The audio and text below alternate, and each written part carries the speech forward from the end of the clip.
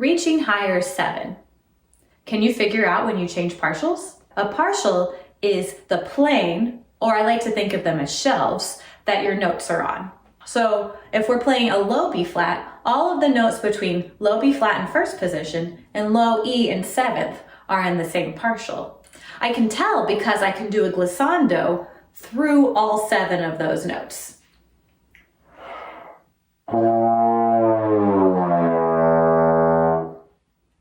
The next partial above that starts with F in first position and extends all the way to B in 7th position.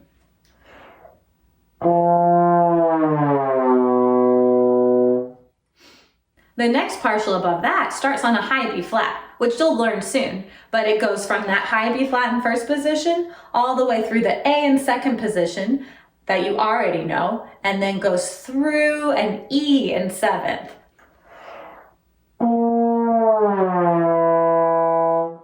On your own, practice doing these glissandi between low B flat and E in 7th, F in first position and 7th position B, and then high B flat in first and 7th position E. When you go to one of your exercises, you can do what I like to call the gliss test, where you'll play each exercise without articulating, and if you have a glissando, then you know you're in the same partial. If you don't have a glissando and the note bumps, then you know that you're changing partials. Here's an example. Number 1, I'm going to play without articulating.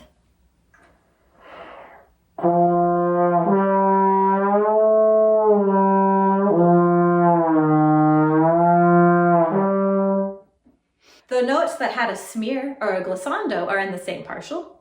The notes that had that bump or had a little break in between them are on different partials. Now that I know which notes change partials, then I can use that when I add the tongue back in to articulate. So when I go from F to G, I know I'm going to have to go higher onto that next partial. From G to A, I'll stay on the same partial, so my airspeed will mostly stay the same. I may have to blow faster as I get closer to first position, but my lip structure, my embouchure structure, should stay the same. From A to G, I'll stay on the same partial, and then I'll go back down to the partial below on F, stay on that same partial between F and E flat and back to F, and then I'll go up one more time to the G.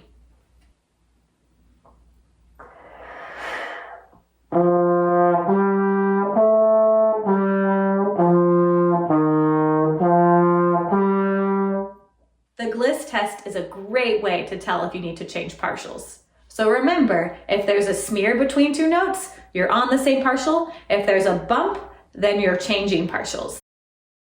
You can always return to this video by scanning the QR code in your band code binder or by searching for the QR code number in YouTube.